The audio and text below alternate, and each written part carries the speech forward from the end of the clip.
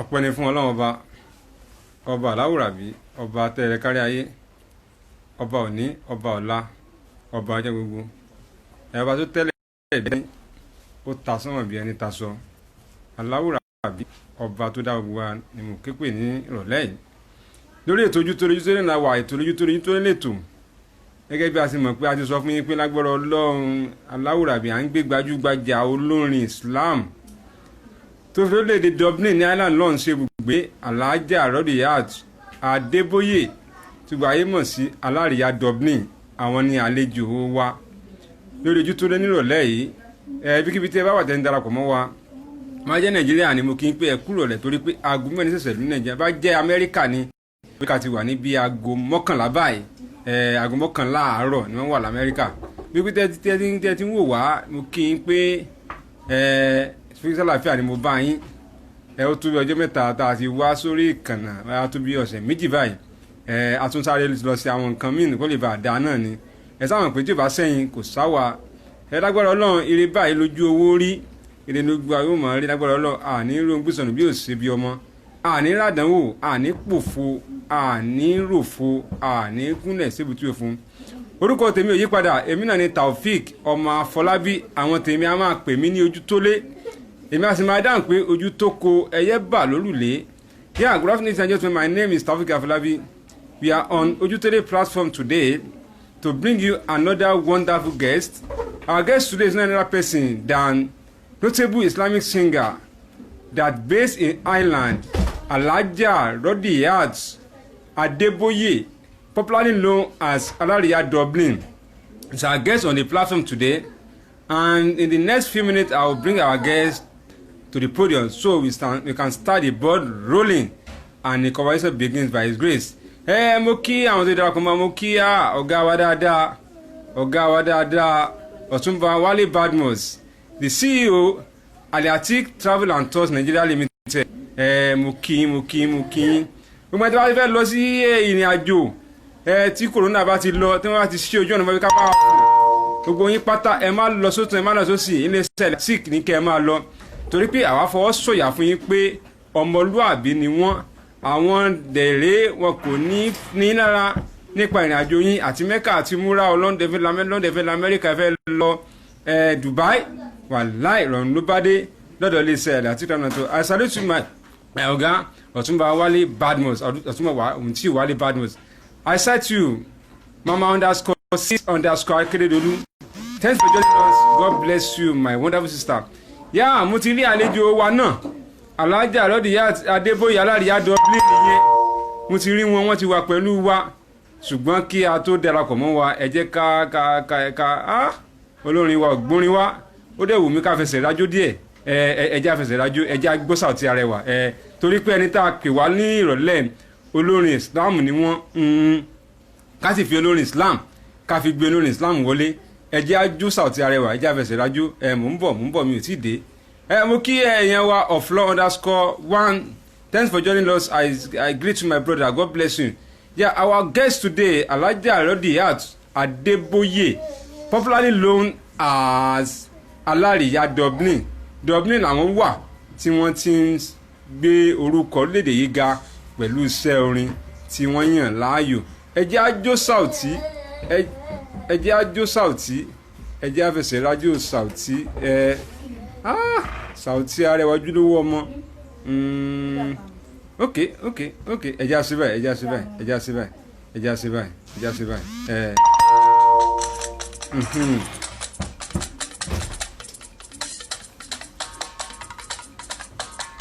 Ọ̀lẹ ni mí, ìwọ lálágbára, jẹ́wọ́ agbára rẹ nínú ayé mi. Ọ̀lẹ ni mí, ìwọ lálágbára, jẹ́wọ́ agbára rẹ nínú ayé mi. Ọ̀lẹ ni mí, ọ̀lẹ lèmi náà. Ọlọ́ọ̀bá nìkan lágbára. Wá jẹ́wọ́ agbára nínú ayé mi Ọlọ́run, torí ọ̀lẹ ni mí, ìwọ nìkan lágbára. Bébà ọ̀táríṣẹ́ Ọlọ́run ọ̀gbọ́lọ́run tóbi. Ọ̀táríṣẹ́ Ọlọ́run ọ̀gbọ́lọ́run tóbi. Wọ́n lájí arẹwà ìjọ ònàbí. Wọ́n ní Tàfíkì èjì rẹ̀ ìjọ ònàbí. Wọ́n ní Ojútólé yẹn ọjọ́ ònàbí.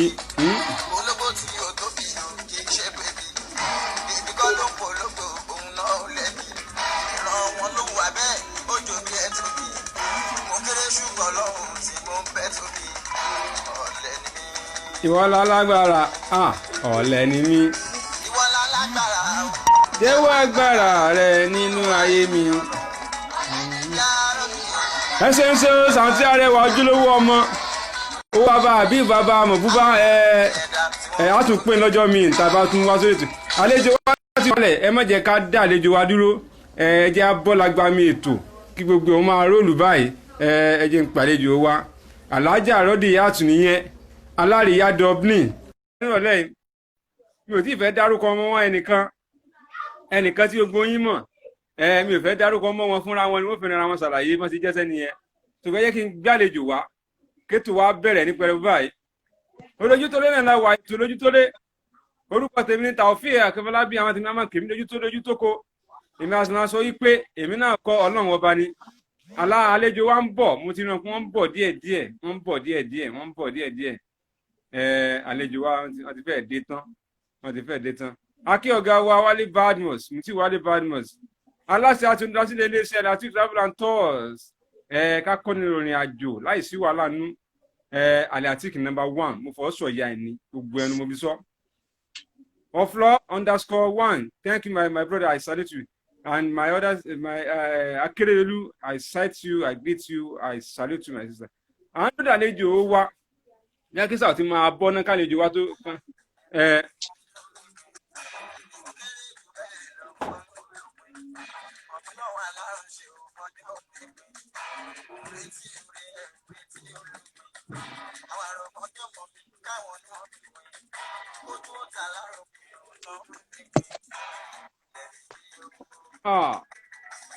ọ̀lẹ ni mí jẹ́wọ́ agbára rẹ nínú ayé mi ọ̀lẹ ni mí jẹ́wọ́ agbára rẹ nínú ayé mi.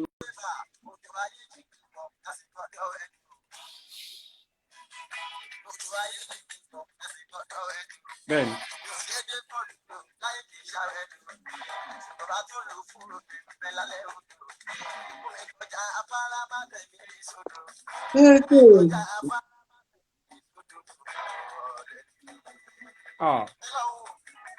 agbára rẹ jẹ́wọ́ agbára rẹ nínú agbára rẹ jẹ́wọ́ agbára rẹ nínú ayé mi.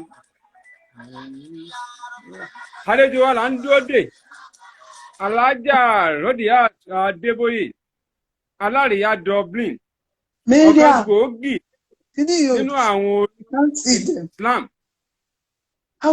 ọ̀kan gbòógì nínú àwọn olórin Islam nìyẹn Alhaja Rodiat Adébóyè alárìíyá Dublin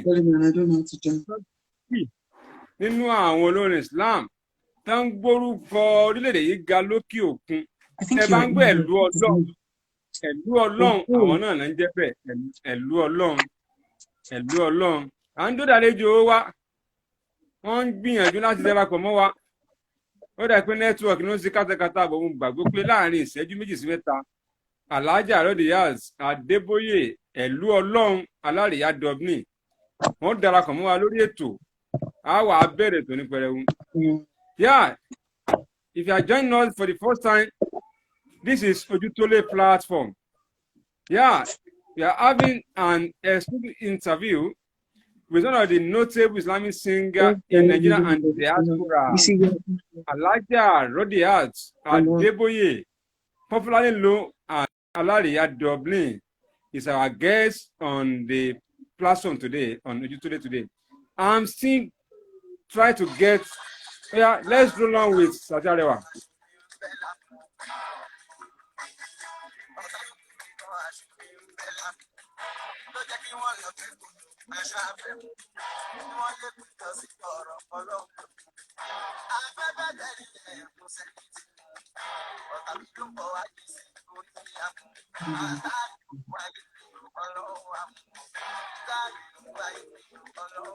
Mi mọ̀ nǹkan tó dé o. Alhaja. Hello, salamu alaikum. Mi mọ̀ nǹkan tó dé o. Mo ń gbọ́ yín kétékété ṣùgbọ́n mi ò tí ì rójú yín. Òun náà ni mi ò tí ì rójú.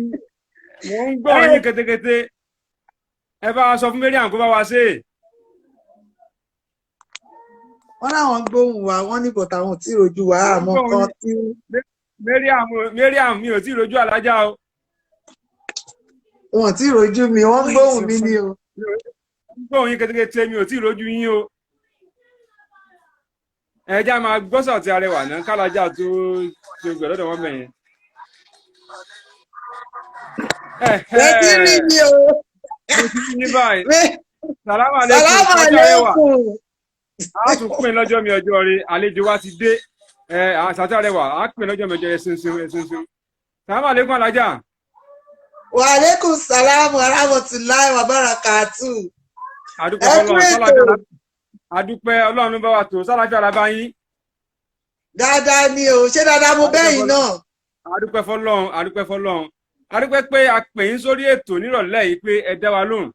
Gbogbo àtẹ́ bá ti ń pe Ọlọ́run àtàwọn tí ó ràn yín lọ́wọ́ lágbára náà wọ́n máa dá inú wọn ní já ní sọ́nà lágbára Ọlọ́run. Àmín ya Allah. Àwọn èèyàn sì ń darapọ̀ mọ́ wa kákọ́ dúpẹ́ lọ́wọ́ tó darapọ̀ mọ́ wa ká tó bọ́ lágbàmí ètò. Adúpẹ́ lọ́wọ́ ọ̀rẹ́ mi dáadáa AMM Media nìyẹn. Sodiq nìyẹn èèyàn ti wá Mr. Sodiq AMM Media wọ́n ti join wa. Ọ̀gá wa Muti Wale Badmus alága àti olùdásílẹ̀ iléeṣẹ́ Alhaji Travel and Tour wọ́n ti wà pẹ̀lú wa. My brother of law underscore àwọn náà ti join underscore wọ́n ti join wa. Ṣé alájà ẹjẹ́ abẹ́rẹ́ lágbàmí ètò báyìí ẹjẹ́ abẹ́rẹ́ báyìí káwọn èèyàn lè mọ̀ pé Alárìíyá Dublin ló wà lórí ètò. Ẹ bá mi já wọn sí ẹ jẹ́ kí wọ́n mọ̀ pẹ̀lú ohun àròdẹ̀dẹ̀ yín yẹn jẹ́ ká mọ̀ pé ẹ̀yin gan lè wà lórí ètò ńrọ̀lẹ́ yìí. Salamu alaikum warahmatullahi wabarakatuh.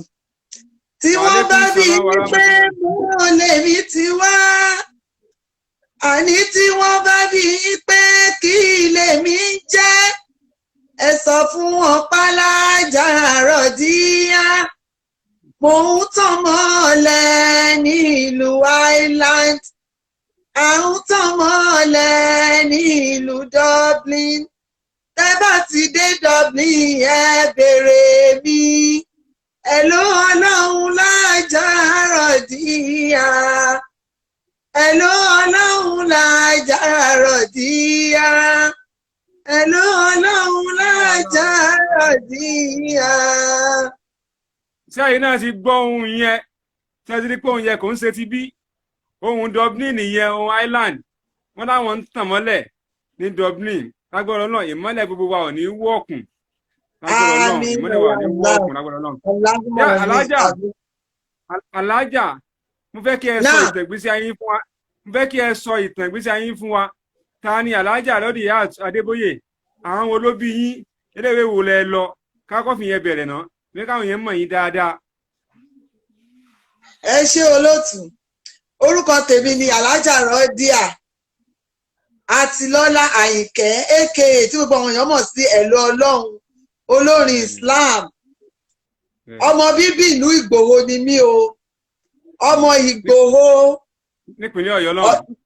Nípínlẹ̀ Ọ̀yọ́ state. Ìgbòho Mọ̀rẹ́ Alágbàdo Òde. Ọmọ atapẹ́tẹ́ inú omi. Gegele lódò Sànyà. Orí mi wú o. Adúpẹ́ lọ́wọ́ náà pé ẹ gbàgbé ilé. Adúpẹ́ lọ́wọ́ náà pé bẹ́ẹ̀ ṣe wà lókè òkun ẹ tún rántí oríkì ìlú yín.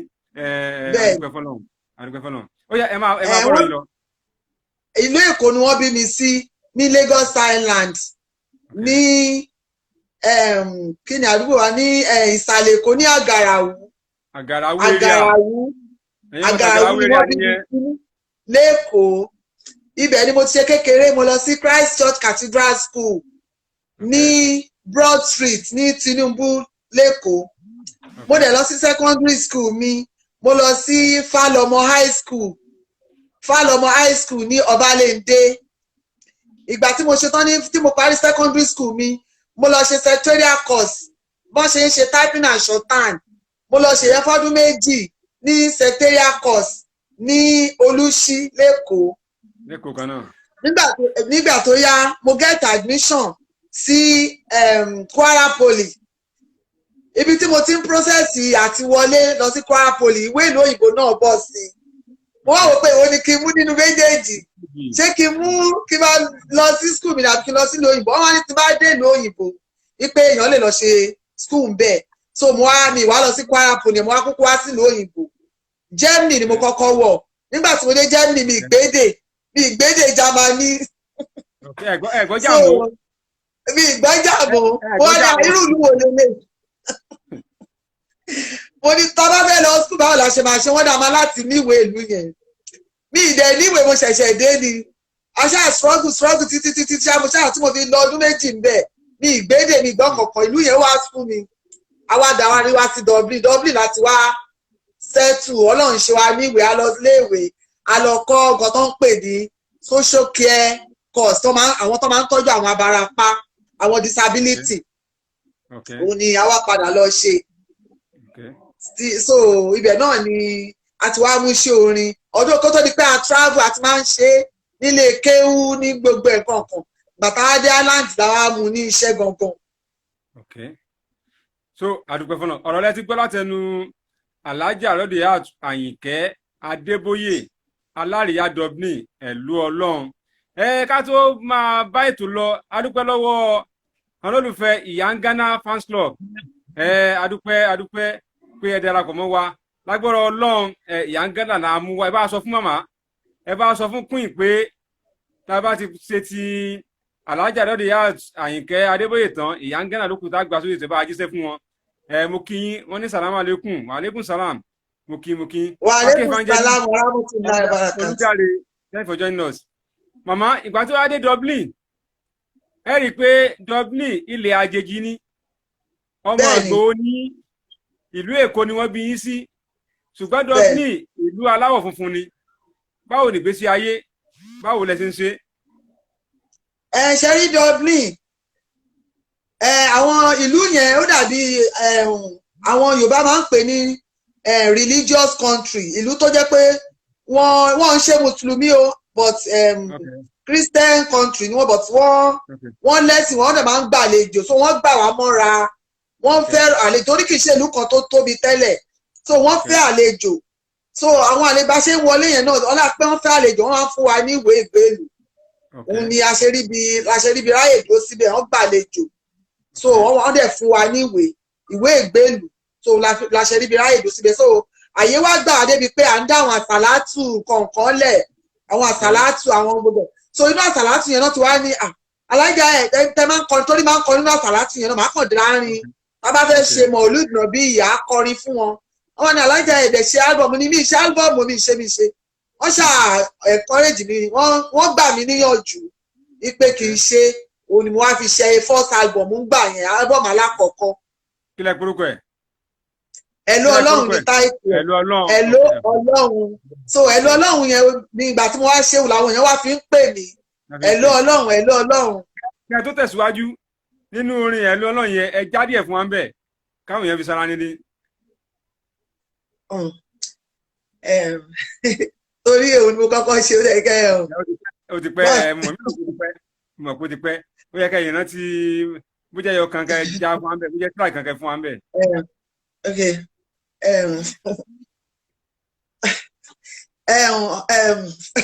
Tí mo fẹ́ rántí toró ti pẹ́ láti 2008 ìgbà kan mo ti rántí ìgbà kan tíráàkì kan bẹ̀ ìgbà kan bẹ̀ táwa wà láyé àwa ò jẹ́ nǹkan ìgbà kan bẹ̀ táwa wà láyé àwa ò jẹ́ nǹkan a kò mọ ibi tí àwa wà a kò mọ ibi tí àwa ń lọ ìgbà kan bẹ tí wọ́n bí wa sáyé màmá ń dùnnú pa wọ́n bí mọ sáyé wọ́n kò mọ irọ́ ọmọ tí wọ́n bí bóyá ọmọ tí yóò wúlò láyé bóyá ọmọ tí yóò sì dààmú wọn. ṣé ẹ ti gbọ́ wáàsí lélẹ́yìí o orin yẹn wáàsí ni kò ń sorin lásán fẹ́ni tó bá létí tó gbọ́rọ̀ tó dẹ̀ mọ̀ tí orin sọ á rí i pé orin yẹn kò ń sorin lásán wáàsí ni torí pé ọ̀rọ̀ kúnú ẹ̀ bámbámú. ká tó tẹ̀síwájú a kí èèyàn wa dáadáa gbajúgbajà onílù ara gbajúgbajà onílù gbajúgbajà olórin gbajúgbajà alága àjókòó alága àdúró tán fi orílẹ̀-èdè Amẹ́ríkà tí wọ́n fi ṣe ibùgbé ọlọ́jọ́ bíi ìjẹta nìyẹn Queen Ẹniọlá àyẹn gbajúmọ̀ ẹ̀kún ẹni ọlá leas àyẹn gbajúmọ̀ ìjẹta ní ọjọ́ òbí wọn adúpẹ́ lọ́wọ́ adúpẹ́ ẹni mọ́tò tuntun mọ́tò bọ̀gìnì ọlọ́yẹ tọkọ yín fún yín kò ní forí sọ ọ̀pẹ̀ lágbọ́rọ̀ Ọlọ́run ìgbà ọdún kan ni lẹ́yìn mọ́tò yẹn jẹ́ẹ̀tì lọ́kàn yóò rà fún yín ẹ sàmì ẹ fọwọ́ àdúrà lẹ̀. so alájà lẹ́yìn ìgbà tẹ́ wá ṣe first record ẹ̀ pé ní ẹ̀lú Ọlọ́run báwo ni ìtẹ́wọ́gbà àwọn èèyàn acceptability àwọn èèyàn báwo ni. alihamdulilayi ìgbà tí mo ṣe bí the first record ṣe mọ̀ pé ìgbà tí ẹni tí ò bá ṣe nǹkan rí tó bá ṣẹ̀ṣẹ̀ ṣe ẹ̀rù tí ẹ̀ ń bà mí pé sáwọn èèyàn máa láìkẹ̀ ṣùgbọ́n alihamdulilayi even tẹ́ bá dé Dublin lẹ́nìí tẹ́ bá ní ìbéèrè Alájà Rọ́díà ọ̀hún ní dáyín lóhùn torí ọ̀pọ̀lọpọ̀ mọ̀ mí àmọ́ tẹ́ bá ní ìbéèrè ẹ̀ lọ Ọlọ́run láti airport ẹ̀ náà ìbéèrè ẹ̀ lọ Ọlọ́run máa mú ìdílé wa so àwọn tẹ́wọ́ gbà á gan ní Dublin inú tèmi náà dẹ̀ dùn ìwúrí ẹ̀ ló jẹ́ kí n tún lọ ṣe ẹlẹ́ẹ̀kejì. kí lẹ wá korúkọ ẹlẹ́ẹ̀kejì yẹn. ẹlẹ́ẹ̀kejì yẹn mo pè ní Islamic news. ok tí n bá rántí dáadáa mo rí pé lẹ́yìn tẹ́ ẹ ṣe ìfilọ́lẹ̀ ti Dublin ẹ tún wá ṣe ti Nàìjà. bẹ́ẹ̀ni mo wá ṣe bẹ́ẹ̀ni. mo wà ń bẹ̀ lọ́jọ́ náà lọ́hùn a ṣe ti Nàìjà ń bí. kí ni ìrírí yín nípa ìrírí ti Nàìjà àti ìrírí ti Dublin nípa ìfilọ́lẹ̀ rẹ́kọ̀dù yín yẹn mẹ́kẹ̀sọ̀ ìrírí tẹ́ ìjàpẹ́ ẹ̀yìn méjì lẹ́tọ́ méjèèjì wò ẹ̀tọ́ ti Dublin wò ẹ̀tọ́ ti Nàìjíríà wò kí ni ìrírí yín. ìrírí tí mo rí ni pé wọ́n gbà ní bóyá nítorí pé Dublin jẹ́bi tí mò ń gbé bóyá nítorí pé bẹ́ẹ̀ ni mo bẹ́ẹ̀ sì sí wọ́n gbà ní Dublin bíi ju Nàìjíríà lọ but ní ilé sọ pé wọn ò gbà ní Nàìjíríà náà torí ìjọ kan wà tí mo lọ ra nǹkan ní Central Mosque mo lọ ra ìborùn ní Central Mosque èmi wá ń ná ìborùn yẹn obìnrin tó wá ta ìborùn yẹn fún mi wá ní Alájà ẹ máa nà ò tó ráwa náà nà sí di yín ẹ̀rù bà mí pé kí lẹ wí àǹtí ó ní àníkẹ́ máa nà abẹ́ ẹ̀ mọ̀ pé ẹ̀yin ṣàlẹ́kọ̀ọ́ ẹ̀ ló Ọlọ́run àyà mi jáńjọ́ yẹn ṣé mo pé mi lè dúró gba ṣéǹjì mo ní kí wúmà yẹn máa mú lọ nítorí mi ìmọ̀ pé wọ́n mọ̀ mí. ọ̀pẹ̀ ìfọlọ́run orúkọ yín tí ó rinlẹ̀ lágbára náà kò ní wọ́ọ̀kùn ní dènà lágbára náà. ká tó lọ ká tó máa tẹ̀síwájú torí pé àwa ò kí ń fojú kéré ẹnikẹ́ni lórí ètò ẹnikẹ́ni tó bá ti ń wá àá máa kí wọn torí pé tí ò bá sáwọn kò sáwọn akí Abídèmí Monsura Abídèmí ẹ káàbọ̀ sórí ètò pin Àyẹn Gbajúmọ̀ wọ́n ní kí ẹ fi orin kí àwọn pé ọjọ́ bí àwọn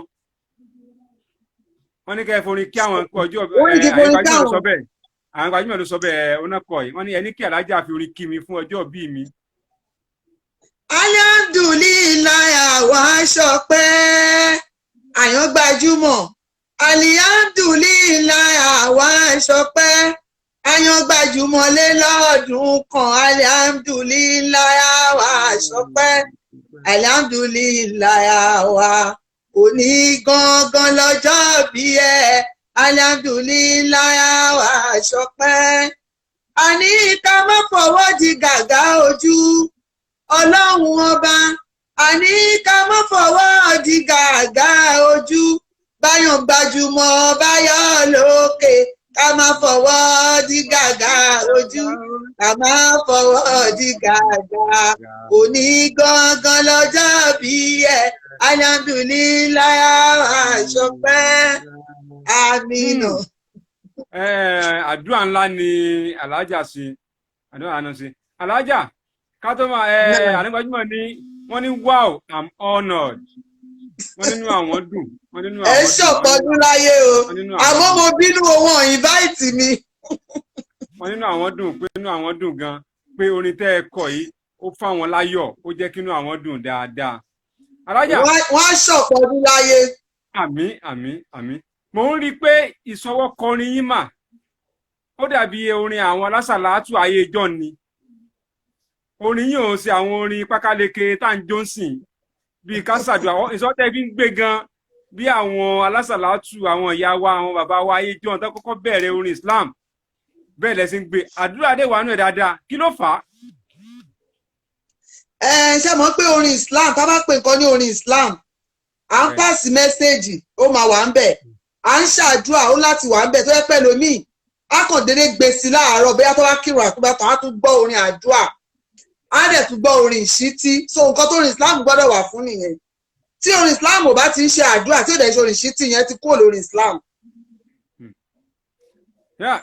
alájà ìgbà tẹ́ ń béèrè ọ̀rọ̀ yín ẹni kó tó di pé ẹ kúrò Nàìjà náà lẹ ti ń kọrin kákọrin lé kéwú lásìkò mọ̀dínà bíu. bẹ́ẹ̀ mo á fẹ́ béèrè pé ìjẹ́ ẹ ti ẹ̀ kọrin yẹn lọ́dọ̀ ẹnìkankan ṣe ẹ kọ bóyá ẹni tó kọ́ mi ní sí orin eléyìí o ọ̀gá mi tó kọ́ mi ní sí orin eléyìí o ǹjẹ́ ẹ kọ rárá. rárá mi kọ́ lọ́dọ̀ ẹnìkankan ṣùgbọ́n nígbà tí mo wà ní secondary school a máa ń pe kinní kan ní Muslim Student Society. So a ní society tí a fi yan àwa bíi mélòó kan tá a máa ń ṣe rìhásà nǹkan tí mo kàn lè sọ pé mo mọ̀ nìyẹn ṣùgbọ́n mi kọ́ ní iṣẹ́ pé a lọ kọ́ṣẹ́ orin lọ́dọ̀ ẹnì kankan ìdí ni wípé mi ì tiẹ̀ mọ̀ pé màá ṣe torí kò sí ní máìdì mi pé mo fẹ́ ṣe. bẹ́ẹ̀ dẹ́ mo rí i pé mo ti sọ lẹ́ẹ̀kan náà pé composition yín bí àdúrà ni ìmísí yín báwo lẹ máa ṣe ń rí ìmísí àwọn orin yín báwo ló ṣe ń wá.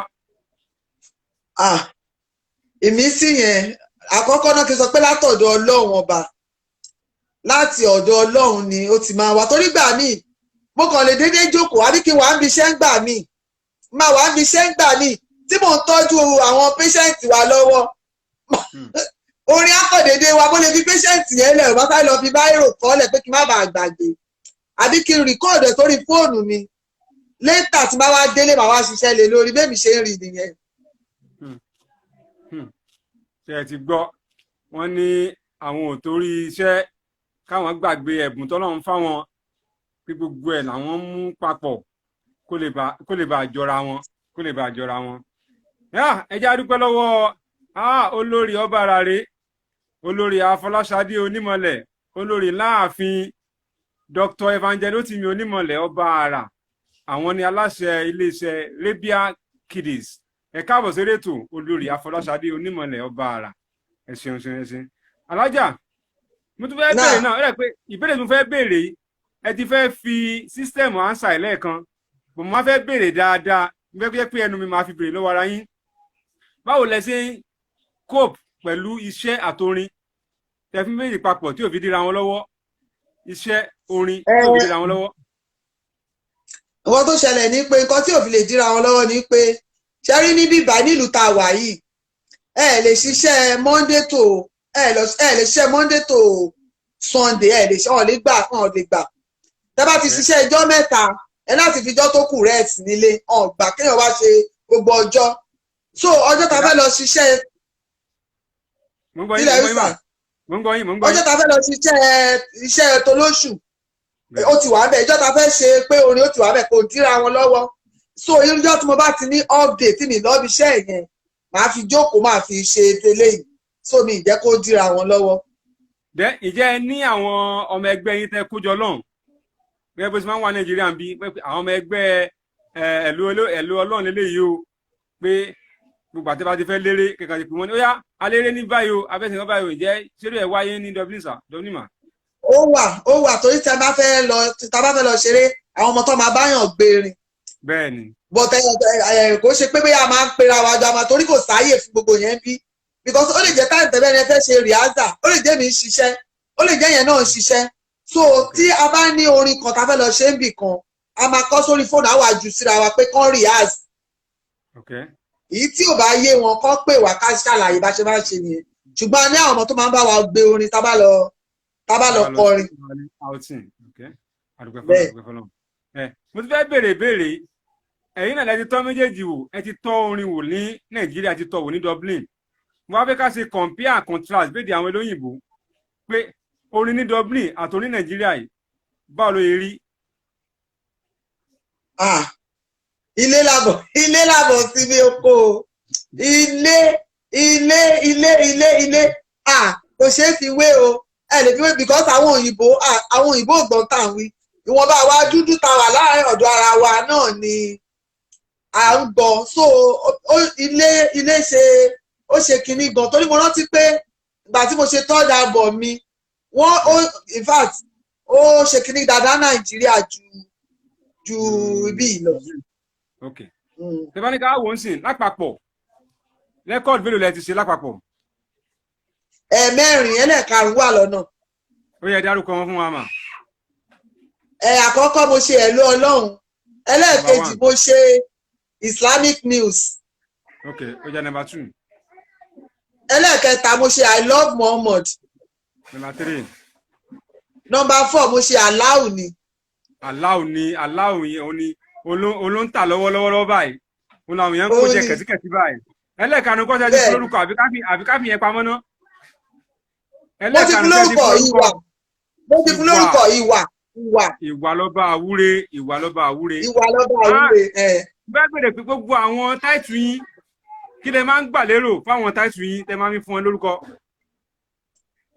irú Hello Ọlọ́run yẹn mo fi dàrú máwọn èèyàn lójú ni tí mo mí ìbà Hello Ọlọ́run ni irun kíkí. irun kíkí mo wá gbà tí wọ́n á ṣàlàyé irun yẹn ní táìtù yẹn jáde.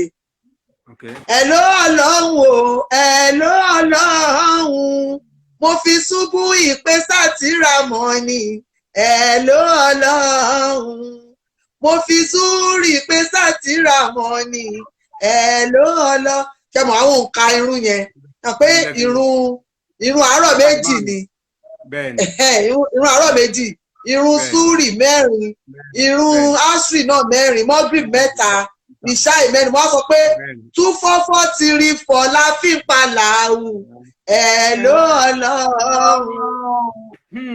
So nọ́mbà Ọlọ́run nìyẹn 24434. ṣé ẹ ti gbọ́ nígbà tí bá ti fẹ́ bọ́lọ̀ sọ̀rọ̀ ẹ má lo 080 ẹ má lo +22 ẹ wọ́n fẹ́ sá máa lo. rárá o 24434. nọ́mbà Ọlọ́run nìyẹn. 244. 24434. nọ́mbà Ọlọ́run nìyẹn o ẹ bá ti gbé ẹ bá ti pè Ọlọ́run ó gbé yóò sì dá inú ẹ ṣeun. Alájà mo fẹ́ béèrè kan nípa ara yín ẹ bá fẹ́ ṣàpèjúwe ara yín irú èèyàn wo ni Alájà Rodiat Adébóyè Àyìnkẹ́. Alájà Rodiat jẹ́ oníwà pẹ̀lẹ́ ìyá jẹ́jẹ́ ìyá tó ní ẹ̀sìn tó wà religious. ó jẹ́ nǹkan tí mo lè sọ pa mi ìyá jẹ́jẹ́ oníwà pẹ̀lẹ́ hardworking woman and then ẹn tó lẹ́sìn. àti tó lẹ́sìn. kí lẹ kórìíra nípa ara yín ohun tí mo kórìíra nípa ara mi ni pé téèyàn bá ṣẹ̀ mí mo máa ń tètè forgive so ó máa ń jẹ́ kí èèyàn yàn mí jẹ tí mo kórìíra para mi nìyẹn èmi máa ń tètè forgive so ó dẹ̀ máa ń bọ́ síyàn jẹ. tó kí wàá lẹ fẹ́ràn jù orin ni orin. kí lẹ kórìíra jù. kí ni mo kórìíra jù kéèyàn lẹ mo kórìíra kéèyàn yọ̀ lẹ mo dẹ̀ tún kórìíra kéèyàn máa lẹ́sìn kó jẹ́ ọmọ mùsùlùmí kó máa lẹ́sìn àmì láìpẹ́. bẹ́ẹ̀ ẹ kórìíra ọ̀lẹ àfàjò ẹ dẹ̀ kórìíra ẹni tí ò mọ Ọlọ́run tí ò ń kírun tí ò ń gbààwẹ̀ bẹ́ẹ̀ ni ṣàká bẹ́ẹ̀ ni. ẹ ká mú báyìí kò sí bá a ṣe fẹ́ ṣe ìfọ̀rọ̀wánilẹ́nuwò pẹ̀lú Alájà Rodiat Àyìnkẹ́ Adébóyè tá à ní sọ̀rọ̀ èèyàn wa ọ̀gbẹ́ni Matthew Adébóyè Ìdídowó ẹ ń gbọ́ mi àbí ẹ ti wò pé ìbòlójú tó lé ń wọ̀ lọ yìí kò sí bá a ṣe ní béèrè kò sí àmì ẹ̀ka bí wá pé ìgbà tẹ ẹ rálàájà kí ló dé tẹ ẹ béèrè ọ̀rọ̀ nípa Matthew Ìdídowó ìfẹ́ yẹn àti àlá ìfẹ́ ó yẹ kí nǹkan ti lọ Mẹ́kà kí ló dé tẹ̀jẹ̀ kan lọ Mẹ́kà. ní agbára Ọlọ́run wọ́n máa lọ láìpẹ́ ṣé mọ̀ pé ẹni tí ó jẹ́ ẹlẹ́sìn kan tẹ́lẹ̀ tó wá dà mọ́ Islam jẹ́ pé ìtìjú díẹ̀ máa fẹ́ wà ń bẹ̀ ṣùgbọ́n ó dàbí ìgbà wọ́n ti gbé ìtìjú kúrò sí wọ́n fẹ́ lọ. mo rántí pé àjọ máa ń gbàwẹ̀ ni àjọ máa ń gbàwẹ̀ ramadan àjọ máa ń sínú níwájú Femina ní rédíò Lagos. bẹ́ẹ̀ni àwọn náà wọ́n máa lọ láìpẹ́ inshallah bí kójú àti láì. ìfẹ́ yín báwo ló yẹ bẹ̀rẹ̀? bó ṣe bẹ̀rẹ̀ mo wá Nàìjíríà náà ni láti ìlú yìí mo lọ Nàìjà èmi ò ṣe mọ̀ èmi ó dẹ̀ ti pẹ́ tèmi ti travel èmi ò mẹ́ni kankan ní Nàìjíríà so mo wá rí obìnrin kan ní LTV síbẹ̀ náà ni wọ́n ń pè wọ́n ní Bísí Ayaba Bísí Ayaba ni mo lọ bá pé kán help mi pé CD mi ẹ̀lú Ọlọ́run. àwọn náà ti wà l'Amẹ́ríkà báyìí. wọ́n sọ bẹ́ẹ̀ pé CD mi ẹ̀lú Ọlọ́run yẹn kán máa bá mi play ẹ̀ ní orí rédíò ní every Friday because àwa wà nílùú ya àmọ́ bó ṣe máa ń ṣe ẹnìkan náà ló kọ́ mi bẹ́ẹ̀ wípé kí n lọ ni mo wá fi lọ bá àǹtí yẹn ni àǹtí yẹn wá fi sọ wípé àwọn olórin náà ni àwọn ẹni tọ́jú òyì pé máníjà Pasuma ni wọ́n pé tí n bá fẹ́ bí mo fẹ́ ṣe bí kòlábò kankan tí mo fẹ́ lo àwọn big kìíní yẹn pé mo lè lọ bá wọn so ibi tí mo ti lọ bá wọn ni àwọn náà wọ́n wá ní àkókò ni mo ti wá máa ní Dublin àwọn náà dẹ̀ ní show Dublin ò pé but ó sì di bí oṣù 6 sísìn mo wá ní tẹ́bá ti adékẹ́ pè mí o torí irú bọ́ ṣe ràn mí lọ́wọ́ gbà tẹ́mi wá yẹn mi náà wá fẹ́ dá ìrànlọ́wọ́ yẹn padà so gbà tán dé mi náà gbà wọ́n lálejò mo ṣe dáadáa sí wọn so ibi tó ti bẹ̀ wọ́n pé obìnrin wo ló náìsì yìí kankan pé àwọn náà dẹ̀ ti ń wá tẹ́lẹ̀ àwọn náà ti wọ opportunity. bó ṣe bẹ̀rẹ̀ nìyẹn. àdúgbò fọlọ́n ìgbà tó wà kọnu fẹ́ sí kí lẹ sọ. mo ní rárá ni mo ná lọ́hùn ní jẹ. kí ló dé. nítorí ẹ̀sìn ọ̀tọ̀ọ̀tọ̀ là ń ṣe mo ní rárá lọ́hùn ní jẹ. kí báwo ọgbọ́n náà wá dá sí tẹ́ fi gbà fọ́dà fún wọn. wọ́n ní pé àwọn ti ń rò pé àwọn fẹ́ gba ìsìlámù ẹ má gba ìsìlámù torí mi ẹ lọ gba ìsìlámù yín náà fẹ́ padà wá.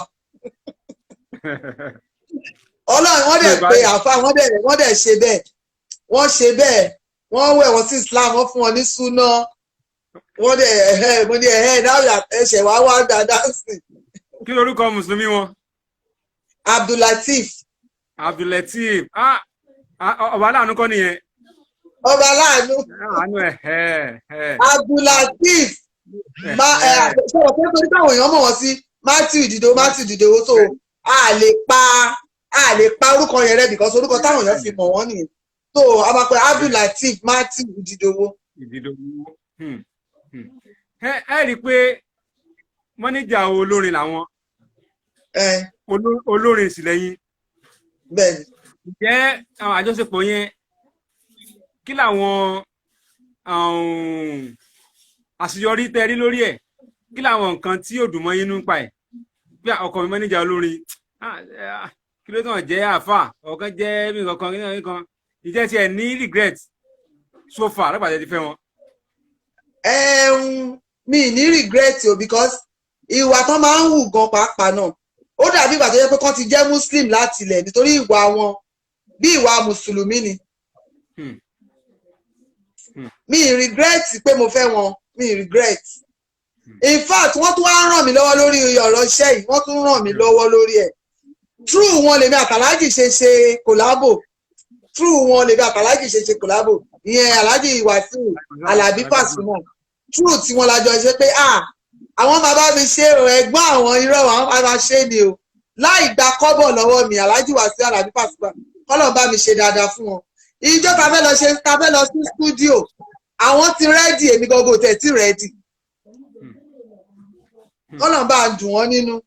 àmín so tẹ́ bá fẹ́ ṣàpèjúwe Alhaji tó bí Abdulateef Matthew Ìdìdòwò tẹ́ fẹ́ ṣàpèjúwe wọn irú èèyàn wo ni wọ́n kí lẹ lè sọ pa wọn gẹ́gẹ́ bí olólùfẹ́ yín kí lẹ sọ pa wọn. humble very generous honest and funny very funny pé kò tẹ̀ síbẹ̀ ṣe ní ẹ̀fẹ́ bínú tí ẹni bá ti gbé àwàdà dé báyìí ìbínú yìí yóò máa lọ ni so irú èèyàn bẹ́ẹ̀ ni wọn aláwàdà máa ń ṣàwàdà wọn ò dẹ̀ ń inú ẹni tí òun lè kíìpù kan lọ títí tí ó lè kíìpù kan tọ́kàn lọ títí. akí ọ̀rẹ́ wa JCMC aláṣẹ àdúgbò JCMC media nìyẹn bẹ́ẹ̀ la kí èèyàn dáadáa Bukky Abídèmí àdẹ̀kí àfàwà mi ò fi bẹ́ẹ̀ orúkọ wọn ti lọ sókè akí àwọn náà mo rí sheik ní orúkọ wọn akí pé ẹ darapọ̀ mọ́ lórí ètò àdúpẹ́ alájà ẹ jẹ́ ká mú báyìí ká ní ẹ̀ kọrin tẹ́ ẹ̀ dẹ̀ ṣe iṣẹ́ àwọn tó ń tọ́jú àwọn èèyàn tẹ́ ẹ̀ ń ṣe iṣẹ́ wo gan lẹ̀ bá ṣe jẹun. Ketra so abájọ tí sàmàtó tó bá ti wá sí w bẹ́ẹ̀ yẹn máa padà dé wọ́n máa ń dán ẹ ti fi ọbẹ̀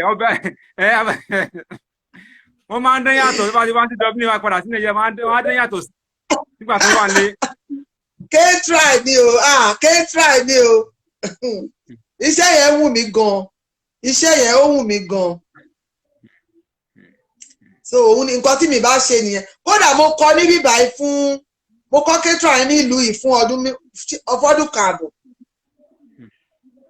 so alájà gẹ́gẹ́ bí ìlànà tẹ́ gbé orin tí ń gbà ọ̀pọ̀lọpọ̀ àwọn èèyàn wá ń bì wọ́n máa ń fẹnu àtẹ́ lu àwọn olórin Islam wa pé wọ́n ti sọ orin Islam di tíátà wọ́n á sọ di bíi wọ́n kóra ọjọ́ bíi èèyàn mẹ́wàá èèyàn mẹ́rin wọ́n láwọn ń kọrin ẹ̀sìn àwọn èèyàn kò wá bá àwọn kan lára mu pé tíátà lẹ́ ń ṣe yìí eré ti kú olórin ẹ̀sìn gẹ́gẹ́ bí olórin ẹ̀sìn ìyàwó ló kọ sẹ́yìn mà.